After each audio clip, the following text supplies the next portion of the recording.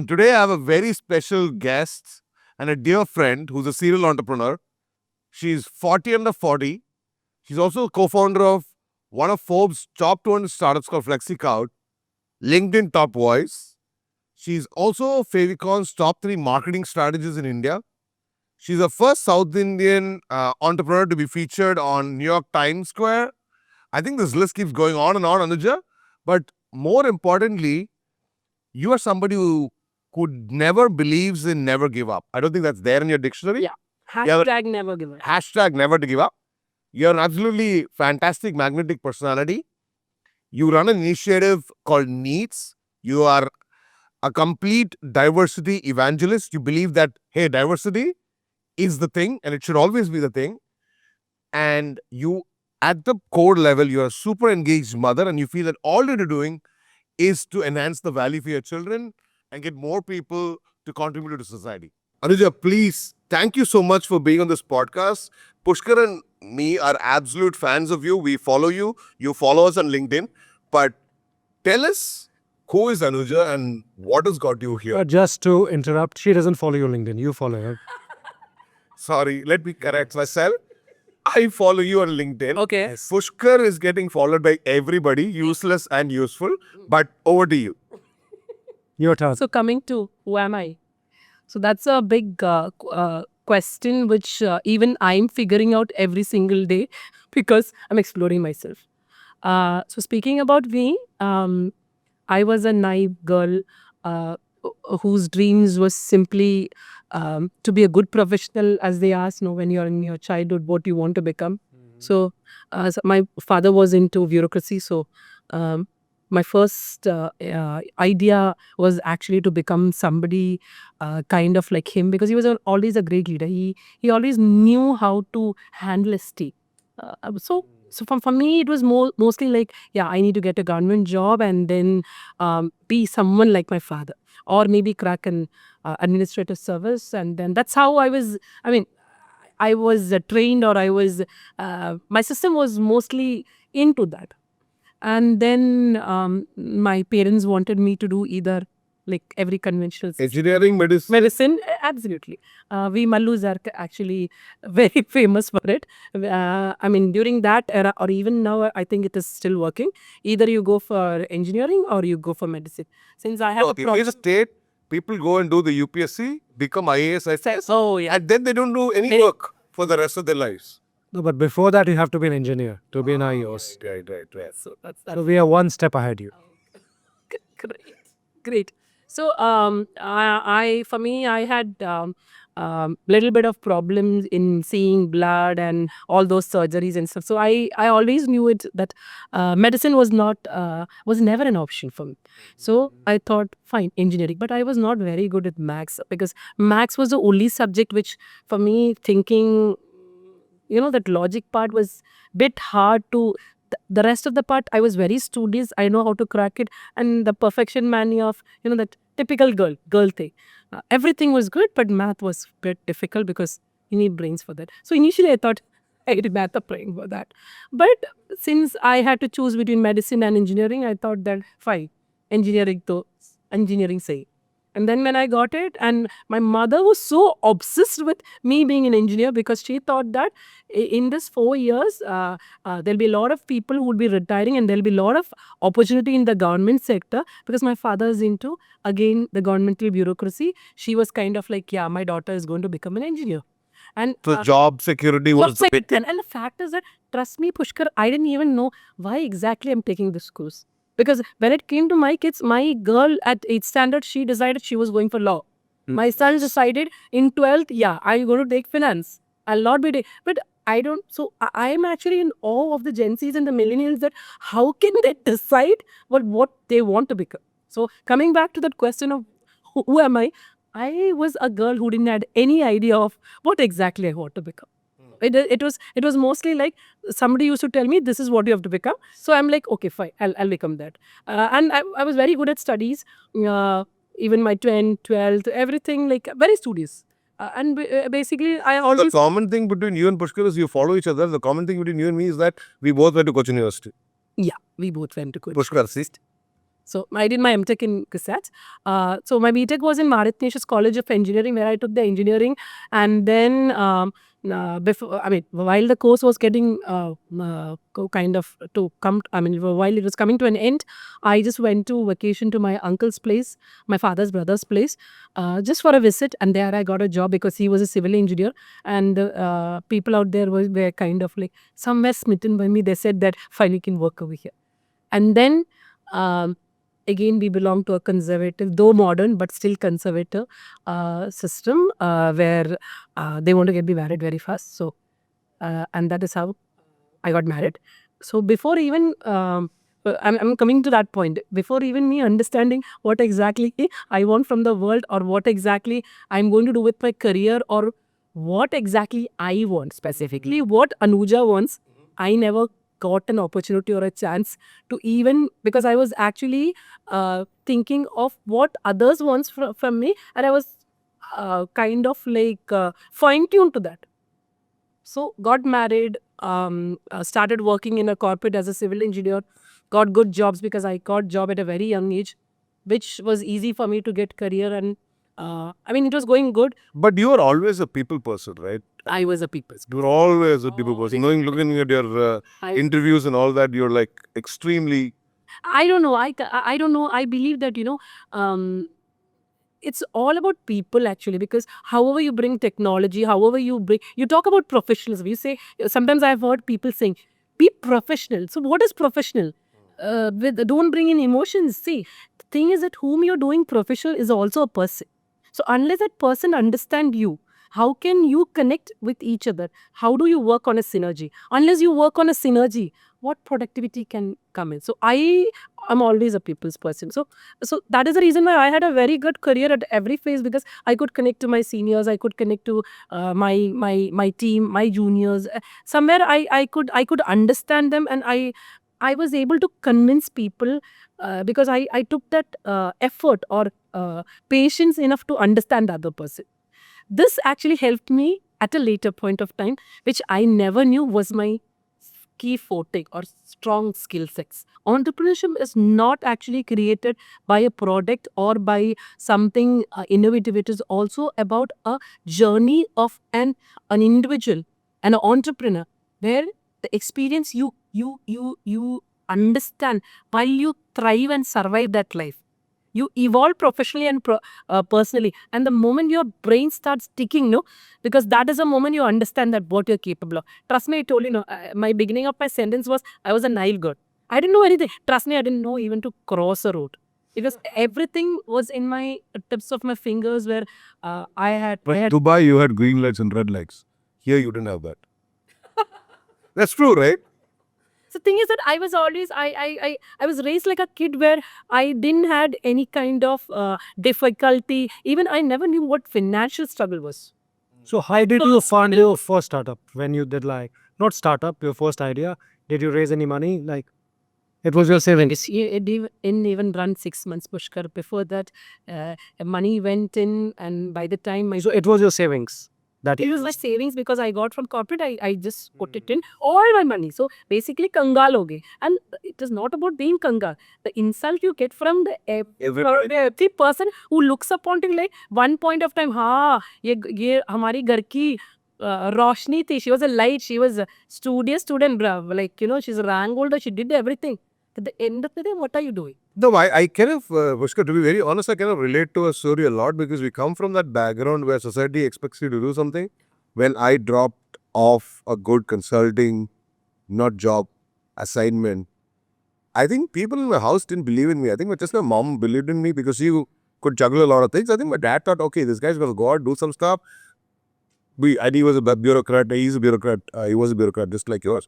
But I think that thing that you are setting yourself up for failure, you're not sticking to what you know, and this whole oblivion saying, if we have taught kids to walk, crawl, stand, not get burned by fire, and this entrepreneurship is a whole different ballgame. We don't understand it. At least you had your mother. The fact is that I didn't have anybody. Anybody means, while I was going through that struggle, I couldn't even talk to a person to tell that what mental state I'm going through, because I am a girl who came from a luxury where I didn't have to do anything. And today I am at a financial condition where I don't know to seek whose help. Whom shall I go to my parents and tell that, oh my God, I crapped it up. So then that idea of mine, which is brewing inside me, it's the end of it. So I took the risk that I will not go tell them that I have ended up myself in a mess, but then I solve it. But the issue was that during that time I had to face a lot of struggle from family in an extraordinary style that I couldn't even understand, was my personal problem more big or my professional problem more big. But No, but tell me something. Anooja, I think it's a point that we both speak to a lot of entrepreneurs on a daily, weekly basis. Sometimes I think the challenge when you start out a company is you get, I think a very important thing that you mentioned, we get so emotionally vested in our ventures, we are not able to differentiate between the idea and you and the business and who failed. correct. Because, you're one. You don't know how to differentiate between this is you, this is your concept, this is your strategy, this is your team, because you consider everything as one. And the fact is that sometimes you expect the fellows or the associates or your team to think in that lighter speed as you think. But it never works because you think, your mind goes that speed. In reality also, you're not going in that speed. But your mind is so fast that and so aggressive and so ambitious that my father at a point of time thought that I was really mad. My father said that I had bipolar disorder. This I've never said in any interview. But today I'm telling you, my father, if he's hearing this interview, I would definitely, my father, I at a point of time, he was so confused, wherein this girl, after going through so much shits, even now she's telling that she's not going to throw it up, she's going to build it again. And she's telling she want to build a crew, she want to build a team. She's so obsessed with that idea. She's not understanding this is not workable in this state, in this country. And being a woman, you are not supposed to do this because tomorrow you're coming late. And what would people think of you? You are a mother, you are a wife. Again, so again, you had a bit of luxury because you're a man. Yeah. When I started Pushkar, there was nothing called women entrepreneurship. So I sat in meetings where 19:1. I'll be one woman and 19 men. Some of them used to ask me like, there's nobody in your house who asks you that why are you out here? So I'm like, oh yeah, it should be like that because right now we're not discussing anything personal. Even I had, while I used to work at 12 when the timing in the other part of the world is morning or where it might be an interaction, people used to ask me in WhatsApp, why are you not, why are you still awake? The question is that if it was a man, would that question become So nervous. Well, still we are in that society. I can't even prove myself to my own people.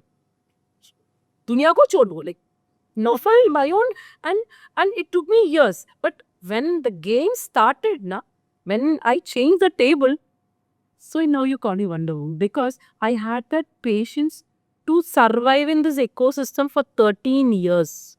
and take shit. And take shit. Absolutely take shit.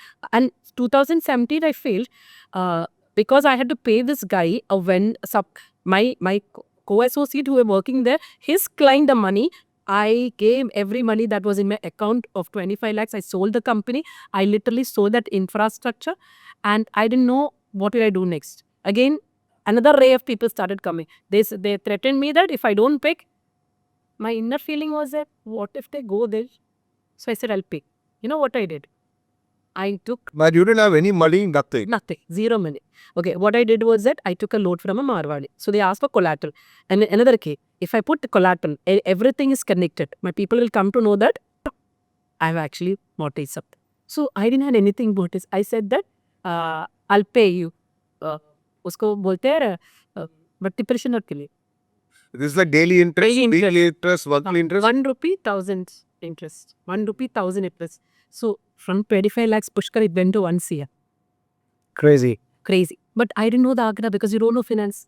See, at that time, at that point of time, So how did you manage to pay him off? Like you sold another business or? no, I didn't know what to do. So whatever I had rental incomes that is coming, I told my maid not to come. My kids were in boarding, so nobody knew what was happening with me. I was alone struggling. I was taking this finance, I was getting this finance, throwing it here. I was like Google was a portal for me. Taking money, giving money. And then I took, I started taking kind of like credits from people, my own friends. But I paid them, I paid every single body back, okay? But because that guru of yours, that somebody you ask help, and because of that, people tell you that, you took thing from, and people think that when you seek help, okay, if you seek help, that means there is a leverage. That is also something which I really saw. Weakness, yeah. There is a weakness and there is a leverage. People get an opportunity to leverage you because we helped you, na. So I was at a point of time, I understood that even friends, because that is a raw life which you will understand that what is to survive in a world. So I'm a survivor. I'm a warrior. Today I am, first I was a victim, then I was a warrior. Victim, survivor, and now I'm a warrior. I'm a dragon warrior because I'm not afraid of anything today. Pushkar, you ask me, okay, what is next? Is it your venture is going to get doomed tomorrow? I'm like, okay, bring it out. That is because we have this feeling we can grow down to zero and we can still. I've gone down to zero, not even zero. I've gone to the core, minus. And from there, you asked me, how did I manage it? So I started a bit of consultancy work. Few people who knew me because I studied understanding that how these things work. So then That's when you started your brand consulting business. No. So I started marketing strategies. So I understood that how things work. So I started doing research. Then I understood this research works because for research, you have to have a comparative analysis, SWOT analysis. Even without having an MBA degree, I started doing it. And once that started doing it, I started bringing in results. So do you encourage a lot of young founders to fail fast, try different things when you're trying to build a business? Is that something that they shouldn't do? No. What I believe is that entrepreneurship is a journey. According to me, an entrepreneur should actually walk that path. He or she, doesn't matter. Whether you fail, whether you float, or whether you are in a ventilator mode.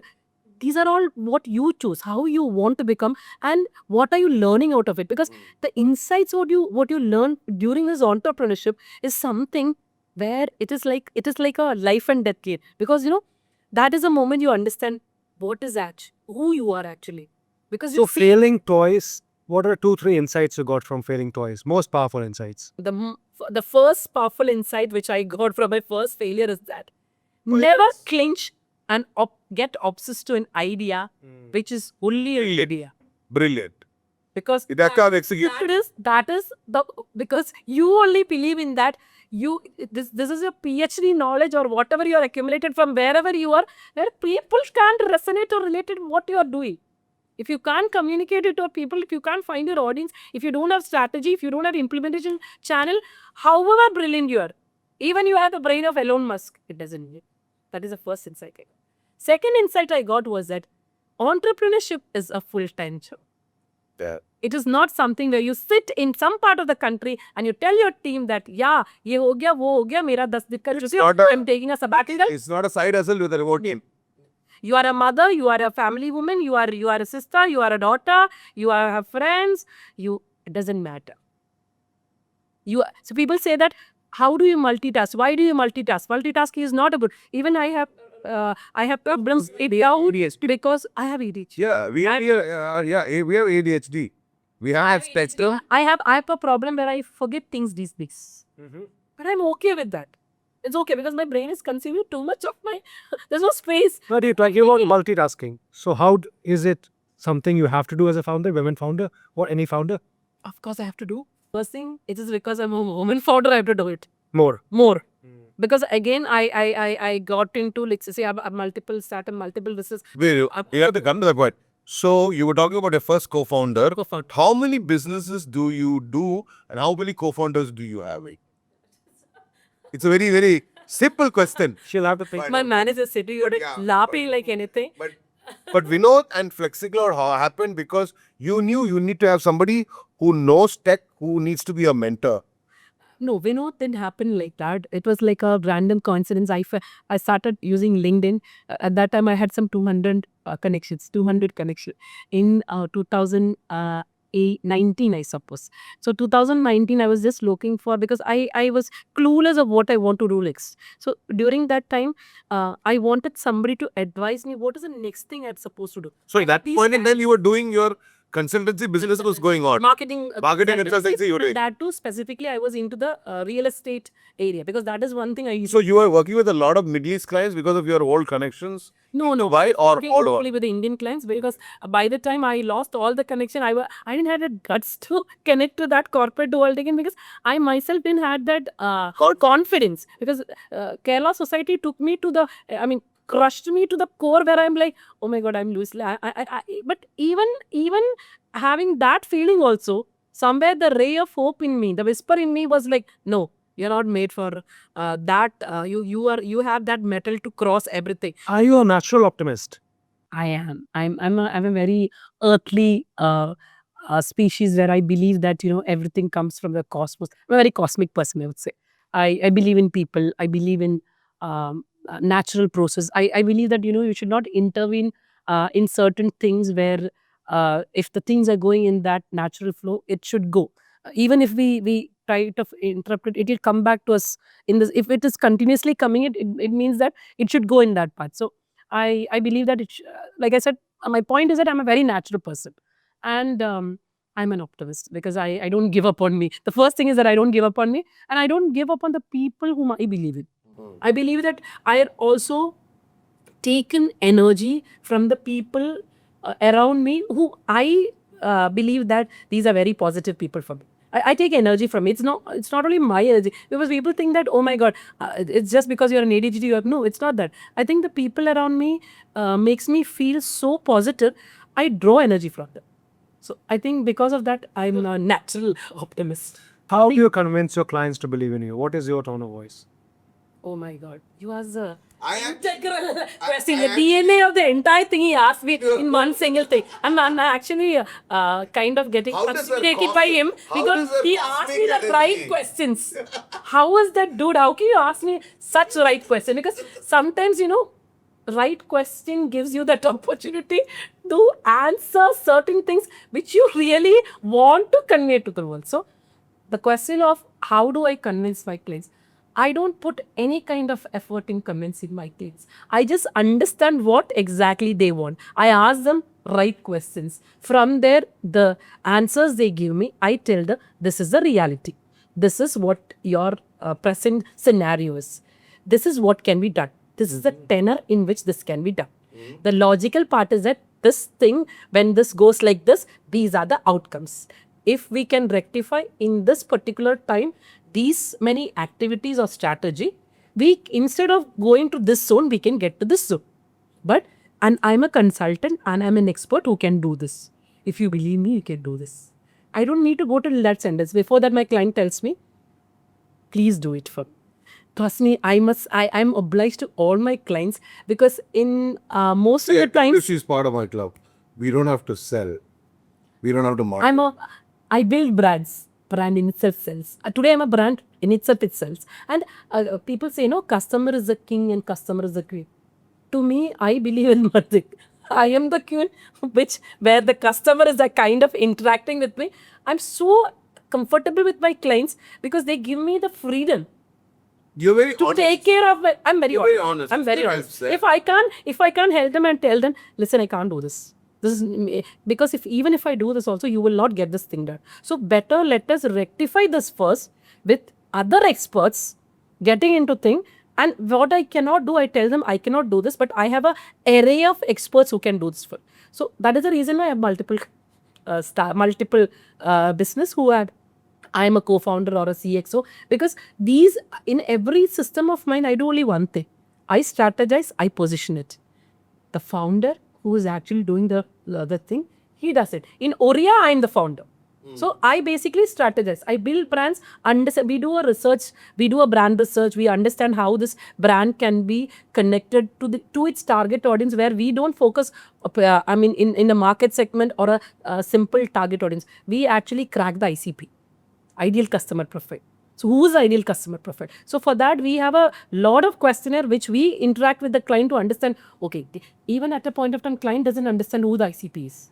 But we figure out that for that. Then we understand, then we go for a SWOT analysis, we go for a comparative analysis where we understand that, okay, the client wants to become, I mean, the benchmark of who the client is looking is this particular venture. That is what their idea about that particular niche is. I mean, then I come up with the question, are you all capable to become there? And one more thing, don't try to copy them. Brilliant. Thank you. That was amazing. Again, today we are in a special place. Thanks to the wonderful people at Raqqa. And I know a lot of my friends who are ex-REC alumni would love the fact that we are in Raqqa. Thanks a lot.